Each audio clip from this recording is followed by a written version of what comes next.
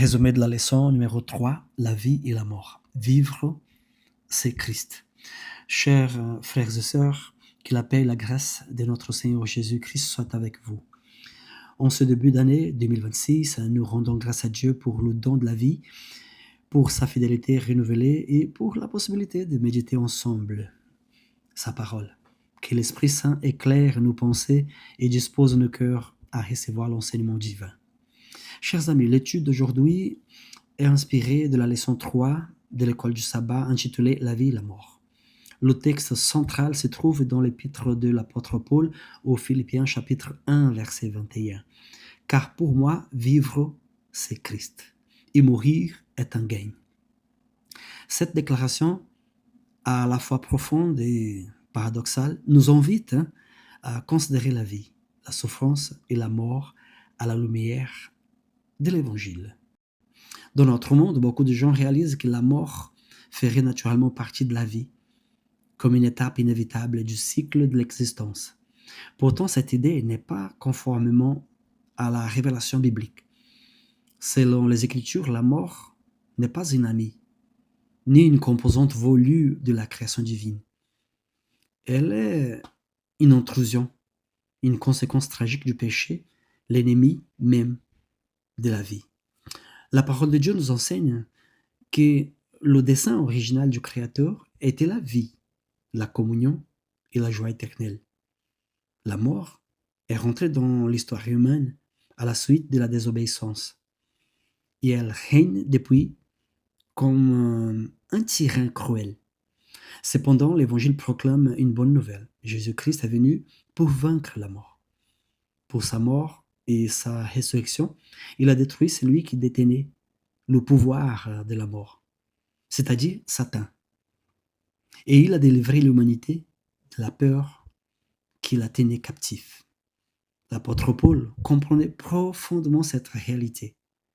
Bien qu'il fût confronté à la persécution, à l'emprisonnement et à la possibilité réelle de mourir pour sa foi, il demeurait animé d'une espérance inébranlable. Sa confiance ne reposait pas sur une délivrance terrestre, mais sur la certitude de l'accomplissement du plan de Dieu. Pour lui, l'essentiel n'était pas la durée de la vie, mais sa signification. Vivre pour Christ et, si nécessaire, mourir dans la fidélité à Christ. C'est dans cet esprit que Paul a consacré son existence à l'annonce de l'Évangile. Ses lettres, écrites souvent dans la souffrance et les chaînes, ont touché des communautés entières et continuent d'édifier l'Église d'aujourd'hui. La brièveté de la vie ne l'a pas conduit au désespoir, mais à une profonde consécration. Il savait que chaque instant pouvait être utilisé pour la gloire de Dieu et pour l'édification du corps du Christ. Cette perspective nous interpelle. La vie humaine est fragile et passagère, mais elle reçoit une valeur éternelle lorsqu'elle est offerte à Dieu. Une dimension essentielle de ce témoignage chrétien réside dans l'unité de la foi. Paul a écrit aux Philippiens pour les encourager à demeurer fermes, unis dans un même esprit, engagés ensemble pour l'Évangile. L'unité n'est pas un simple idéal humain. Elle est une exigence spirituelle, enracinée dans l'œuvre du Christ et dans la prière sacerdotale de Jésus, qui a demandé que ses disciples soient un, afin que le monde croie à eux. Donc, face à la mort, Paul adopte une vision profondément théologique. Pour le croyant, la mort n'est pas l'anéantissement, ni une transition immédiate vers la gloire céleste. Les Écritures la décrivent comme un sommeil, un repos dans l'attente de la résurrection.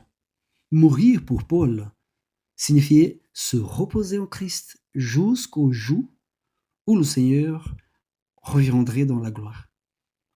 Le prochain instant de connaissance ou de conscience serait la rencontre avec Jésus lors de sa seconde venue. Cette espérance transforme, chers amis, radicalement notre rapport à la mort. Elle enlève la peur, sans pour autant banaliser la souffrance. La mort demeure un ennemi, mais un ennemi vaincu. Elle n'a pas le dernier mot. La résurrection du Christ est la garantie de notre propre résurrection. Et cette certitude soutient le croyant dans l'épreuve. Paul voyait même dans la souffrance une occasion de glorifier Dieu. Son emprisonnement, loin de faire obstacle à la mission, est devenu un moyen de propagation de l'évangile. Son attitude patiente et confiante face à l'injustice constituait un témoignage vivant. Une vie fidèle à Dieu attire parfois l'opposition, mais elle révèle avec puissance la vérité du message chrétien. Chaque croyant est engagé dans ce que la Bible appelle la grande controverse. Ce conflit spirituel entre le bien et le mal. Ce combat ne mène pas avec des armes humaines, mais avec la vérité, l'amour, la prière et la parole de Dieu. Satan cherche à diviser, à décourager et à susciter la peur. L'Esprit de Dieu, quant à lui, produit l'unité, la paix et la persévérance. La déclaration de Paul, vivre c'est Christ, signifie que toute l'existence du croyant est centrée sur Jésus. Ses choix, ses valeurs, ses souffrances et ses espérances. Mourir est un gain. Non parce que la mort serait désirable, mais parce qu'elle ne peut plus séparer le croyant de l'amour de Dieu manifesté en Jésus. Cette perspective nous appelle à la soumission confiante et à la volonté de Dieu. Jésus lui-même est l'exemple parfait de cette obéissance. Dans l'épreuve suprême, il se remit entièrement entre les mains du Père. De même, le croyant est invité à renoncer à l'esprit de reivindication pour embrasser l'esprit du Christ et fait d'humilité, de fidélité et d'amour. Enfin, cette méditation nous rappelle l'importance vitale de l'unité au sein de l'Église. Aujourd'hui, l'unité ne signifie pas l'uniformité, mais l'harmonie fondée sur la véritable parole de Dieu, sur la vérité biblique et sur un caractère transformé par l'Esprit Saint. Là où règne l'orgueil, l'ambition personnelle et l'attachement au monde, la division s'installe.